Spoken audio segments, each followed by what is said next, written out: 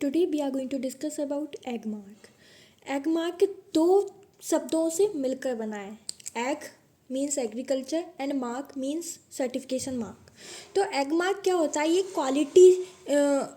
Quality को बताने वाला एक सर्टिफिकेशन मार्क होता है जो कि एग्रीकल्चर कमोडिटीज़ के लिए ही होता है, एग्रीकल्चर प्रोडक्ट के लिए होता है. एग्रीकल्चर प्रोडक्ट की क्वालिटी को स्पेसिफाइड करता है, सर्टिफाइड करता है. ओके, तो देखते हैं कि ये क्या होता है. So Agmark is a certification mark employed on agricultural product in India.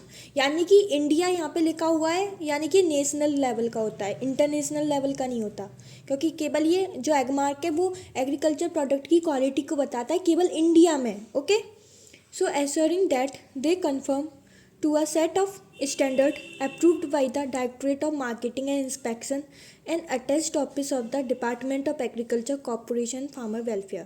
और ये किसके द्वारा दिया जाता है? ये दिया जाता है directorate of marketing and inspection के द्वारा. ठीक है, और ये किसके बेसिस पे होता है? कुछ स्टैंडर्ड्स जो कि पहले ही तैयार कर दिए जाते हैं, उनकी बेसिस पे हम एग्रीकल्चर प्रोडक्ट्स की क्वालिटी को बताते हैं और उस बेसिस पे सर्टिफिकेशन मार्क दिया जाता है.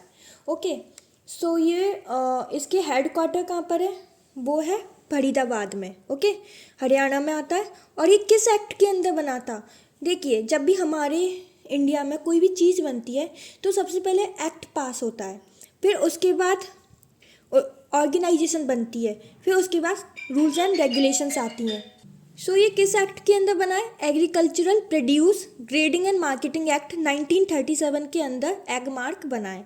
और इसको अमेंड भी हो चुका है ये 1986 में. अमेंडमेंट माने कि इसमें कुछ और नई चीज़ें ऐड की गई.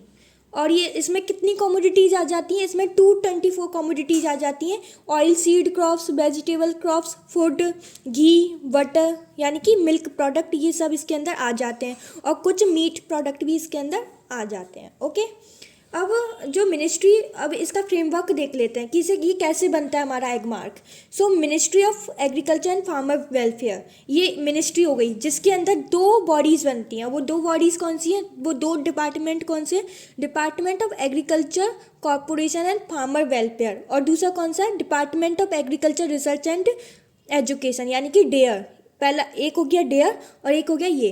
अब जो ये वाला है department of agriculture corporation and farmer welfare, ये क्या बनाता है? Directorate of marketing and inspection बनाता है. अब जो directorate of marketing and inspection है यही देता है एग मार्क. ओके, ये एक अलग अलग कमोडिटीज़ के लिए एग मार्क देता है directorate of marketing and inspection. So ये स्ट्रक्चर हुआ किस तरह से एग मार्क दिया जाता है कमोडिटीज़ को. अब आती हैं एग मार्क की सबसे इम्पॉर्टेंट चीज़, यानी कि लेबोरेटरीज़. अब लेबोरेटरीज़ में आती हैं, एक है सेंट्रल एग मार्क लेबोरेटरी. ये एग्रीकल्चर नहीं है, ये एग मार्क लेबोरेटरी है. ओके, इसे सही कर लेना. सो एक हमारी सेंट्रल लेवल की लेबोरेटरी और 11 रीजनल लेबोरेटरीज हैं. 11 regional Agmark laboratory. Okay, so ये लेबोरेटरी टोटल 12 है, जिनमें से एक सेंट्रल लेवल की है और एक 11 रीजनल लेवल की है.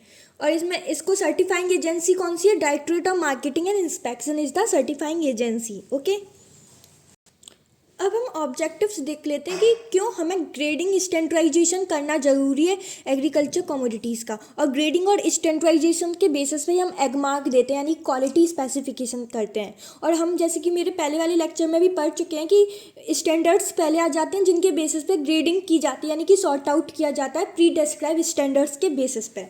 Okay, so it facilitate proper marketing of agriculture commodity. अब प्रॉपर मार्केटिंग कैसे होगी? अब पहले से ग्रेडिंग और स्टैंडर्डाइजेशन हो जाएगा तो फिर हमें क्वालिटी पता होगी अपने प्रोडक्ट की, तो हम आसानी से खरीद सकते हैं. तो इसमें मार्केटिंग अच्छे से हो जाएगी. It ensures that agriculture commodities move through the market faster and without obstruction. क्यों? क्योंकि ज़्यादा जांच पड़ताल करने की ज़रूरत नहीं होगी. कोई पहले हमने उसे एग मार्क दे दिया, यानी कि उसकी क्वालिटी पहले से ही स्पेसिफाइड है. Okay, this also facilitate transaction without physical verification bye a distant wire. यानी कि हम ऑनलाइन भी ले सकते हैं, जैसे अमेजॉन फ्लिपकार्ट से हम उस प्रोडक्ट को, जैसे अखरोट वगैरह मंगाते हैं, घी वगैरह हम मंगाते हैं, तो हम उस पर एग मार्क होगा तो हम आसानी से ले सकेंगे, हमें कोई फिजिकल वेरिफिकेशन करने की ज़रूरत नहीं पड़ेगी. While the certification scheme is essentially voluntary, food safety and standard Regulation 2011 have prescribed mandatory certification under egg mark for certain product.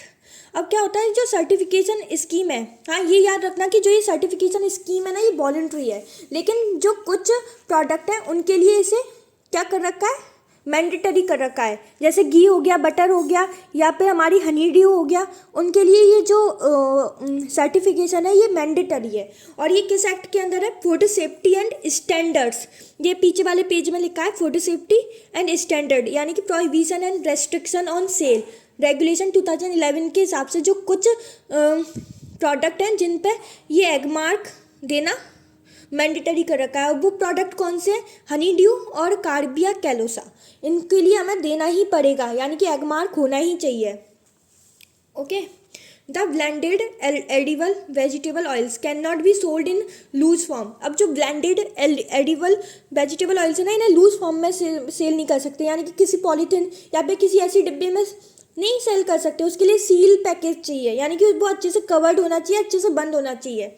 It shall be sold in sealed in package weighting not more than 15 kg, से ज़्यादा weight नहीं होना चाहिए। Shall be sold और offered for sale only under Agmark certification mark. Okay, और ये egg mark इनके लिए देना जरूरी होता है, किसके लिए, ब्लेंडेड एडिबल वेजिटेबल ऑयल्स के लिए। अब हम एग मार्क लेबोरेटरी को देख लेते हैं कि कहाँ पर है। ओके, तो पहला है हमारी सेंट्रल एग मार्क लेबोरेटरी। ये कहाँ पे है, नागपुर में। ये याद रखना कि कहाँ पर है, ये डायरेक्ट MCQ आपको आ जाएगा, और लिखने में भी आपको पूरे मार्क्स मिल जाएंगे अगर आपने ये जगह भी स्पेसिफाइड कर ली एग मार्क के अंदर। ओके, और रीजनल कहाँ पर है, मुंबई में, न्यू दिल्ली, चेन्नई, कोलकाता, कानपुर, कोची, गंतुर, अमृतसर, जयपुर, राजकोट, भोपाल। ओके, अब देखिए जो डायरेक्टर कौन है सेंट्रल एग मार्क लेबोरेटरी के, वो है डॉक्टर आशीष मुखर्जी। ये नाम आप याद रखना। अब देखते हैं फंक्शन क्या क्या होते हैं एग मार्क लेबोरेटरी के। तो पहले हम देखते हैं रीजनल वाली लेबोरेटरीज के क्या क्या फंक्शन होते हैं। Analysis of research sample of agriculture commodity for farming for framing there standards. तो सबसे पहले ये स्टैंडर्ड्स तैयार की जाती हैं, एग्रीकल्चर कमोडिटीज़ के सैंपल्स को चेक करके स्टैंडर्ड्स बना लिए, ठीक है। फिर एनालिसिस होता है ऑफ चेक सैंपल्स। अब जो चेक किए थे उन सैंपल्स का फिर से एनालिसिस होता है of Agmark certified commodities का for ensuring conformance with prescribed standards. हमने पहले स्टैंडर्ड्स बना लिए, अब ऐसी कमोडिटी जिन्हें एग मार्क मिल चुका है, अब उनकी क्वालिटी को फिर से चेक किया जाता है प्रेस्क्राइब्ड स्टैंडर्ड्स के बेसिस पे। Okay, training to the chemist of authorised packers approved laboratories in the grading of agriculture commodities. Okay, अब ट्रेनिंग देने का भी ये काम करती है, ठीक है, यानी कि ट्रेनिंग भी देगी उन पर्सन को जो कि ये एग मार्क वगैरह देते हैं, और ऐसे लोग जो कि ग्रेडिंग वगैरह करते हैं एग्रीकल्चर कमोडिटीज़, तो उनको ट्रेनिंग देने का काम भी करती है। The testing done across these laboratories in the grading of agricultural commodities. Okay, the testing done, okay sorry, ये दोबारा से एक minute. The testing done across these laboratory include, मतलब किन किन, अब इनमें कौन कौन सी चीज़ें आ जाती हैं जिनके बेसिस पर टेस्ट किया जाता है। इसमें कुछ केमिकल्स का यूज करके केमिकल एनालिसिस हो सकती है, माइक्रोबायोलॉजिकल एनालिसिस हो सकती है, यानी कि माइक्रो ऑर्गेनिज्म का यूज किया जा सकता है।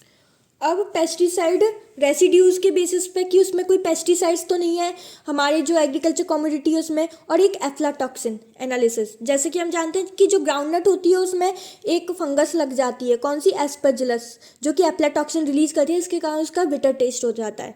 तो इसके बेसिस पे भी हम एनालिसिस कर सकते हैं। अगर ये कोई चीज़ अगर हमारे प्रोडक्ट में मिल जाती है तो फिर वो एग मार्क उन्हें नहीं मिलेगा। ओके, अब देखिए ये कमोडिटीज़ हैं जिन पर एग मार्क मिलता है, जैसे कि मसाले हो गए, ओके, घी हो गया, बटर हो गया, vegetable oil, mustard oil, honey, food grains, wheat products हो गए, ओके, और ग्राम फ्लोर हो गया, soybean seed, Bengal gram, ginger, meat and food product. तो ये आप पढ़ लेना कि किन किन चीज़ों पर मिलता है। अब हम इसके एडवांटेजेस देख लेते हैं। अब अगर आपने इतना पूरा समझ लिया तो एडवांटेजेस आप खुद भी लिख सकते हैं। जैसे कि ये क्या होता है, मार्केटिंग करने में हमें आसानी हो जाती है, ये सेफ्टी को बता देता है, हमारे प्रोडक्ट की सेफ्टी हमें पता चल जाती है इसके बेसिस पर, मतलब एंश्योर हो जाता है। और दूर के लोग भी इसे ले सकते हैं, कोई एग मार्क होगा तो फिर डिस्टेंट में भी इसकी मार्केटिंग करना आसान होता है। ये सब हम देख सकते हैं। तो पहले हम पढ़ लेते हैं कि क्या होते हैं इसके एडवांटेजेस।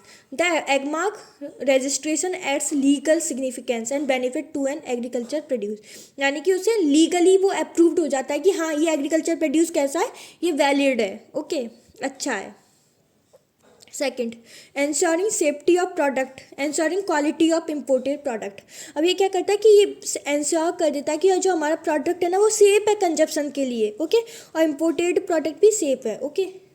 ये पर प्रोडक्ट है जो Agmark registration, it gives the consumer the assurance about the organic integrity and quality of the product.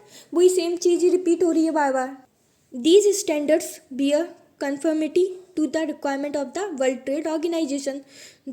यानी कि अगर वर्ल्ड ट्रेड ऑर्गेनाइजेशन की इस रिक्वायरमेंट को फुलफिल कर रहा है तो ये इंटरनेशनल मार्केट में भी हम इसे बेच सकते हैं, okay. The government grants subsidies to agriculture produce that has completed the Agmark registration process. अब गवर्नमेंट भी क्या करेगी, उन्हें सब्सिडीज़ प्रोवाइड करेगी ऐसे फार्मर्स को जिनने एगमार्क रजिस्ट्रेशन करा लिया है। तो ऐसे क्या होगा, फार्मर्स को भी फाइनेंशियली हेल्प मिल जाएगी। सो ये कुछ एडवांटेजेस थे एगमार्क के, ओके। आई होप आपको ये पूरा लेक्चर समझ में आया होगा। कोई भी डाउट हो तो आप कमेंट बॉक्स में लिख के पूछ सकते हैं।